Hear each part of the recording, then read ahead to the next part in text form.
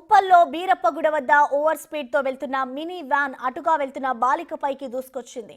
ఆ బాలిక త్రుటిలో తప్పించుకోగా మినీ వ్యాన్ పక్కనే ఉన్న కరెంటు స్తంభాన్ని ఢీకొట్టింది. తప్పు తనదేనని ఒప్పుకున్న డ్రైవర్ కరెంటు పోల్ పునరుద్ధరణకు అయ్యే ఖర్చును చెల్లించి వెళ్లిపోయాడు. ఇలా ర్యాష్ డ్రైవింగ్ చేసిన వ్యక్తిపై ఎలాంటి కేసు నమోదు కాలేదు.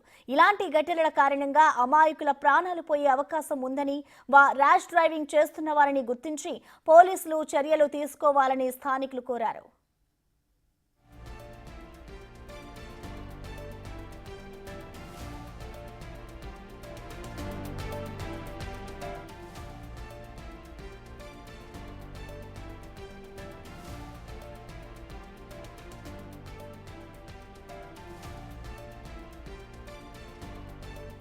ఉప్పల్లో బీరప్పగూడ వద్ద ఓవర్ స్పీడ్ తో వెళ్తున్న మినీ వ్యాన్ అటుగా వెళ్తున్న బాలికపైకి దూసుకొచ్చింది. మనం దానికి సంబంధించిన విజువల్స్ కూడా చూడొచ్చు. ఇటు త్రుటిలో ఆ బాలిక అయితే తప్పించుకున్న ఘటన అక్కడ నెలకొని ఉంది. అయితే ఒక్కసారిగా యువతిపై అయితే ఆ వెహికల్ దూసుకొచ్చింది. అయితే త్రుటిలో ఆ అమ్మాయి కూడా కంచి తప్పించుకుని ఉంది. ఇటు బాలికపైకి ఒక్కసారిగా మినీ వ్యాన్ దూసుకుని వచ్చింది. ఇటు వెంటనే ఆ పక్కనే ఉన్న కరెంటు స్తంభాన్ని ఢీకొట్టింది.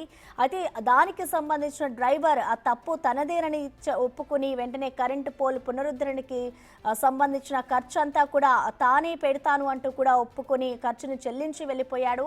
ఇలా ర్యాష్ డ్రైవింగ్ చేసిన వ్యక్తిపై ఎలాంటి కేసు కూడా నమోదు కాలేదు. ఇలాంటి ఘటనల కారణంగా ఇటు రోడ్లపై నడుచుకుంటూ వెళ్తున్న వారు కానివ్వచ్చు, అలాగే వాహనదారులు ఎవరైతే ఉంటారో అమాయకుల ప్రాణాలు పోయిన పరిస్థితి కూడా మనం గతంలో చూసాము. సో ప్రెసెంట్ మరొక ఘటనే ఇటు ఉప్పల్లో బీరప్పగూడ వద్ద చోటు చేసుకుంది. ఒక పెను ప్రమాదం తప్పిందనే చెప్పుకోవాలి.